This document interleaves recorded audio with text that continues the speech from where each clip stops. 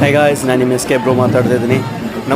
ನಮ್ಮೂರ ಜಿಗ್ನಿ ಜಾತ್ರೆಯ ಸೆಲೆಬ್ರೇಷನ್ ನೋಡ್ತಾ ಇದ್ದೀರಾ. ಎಷ್ಟು ಬ್ರಹ್ಮಾಂಡವಾಗಿ, ಎಷ್ಟು ಸಕಲ ವಿಧವಾದ ವಾದ್ಯಗಳೊಡನೆ ಸೂಪರಾಗಿ ಯಾವ ರೀತಿ ನಾವು ಸೆಲೆಬ್ರೇಟ್ ಮಾಡ್ತೀವಿ ಅಂದ್ಬಿಟ್ಟು ನೀವು ನೋಡ್ತಾ ಇದ್ದೀರಾ.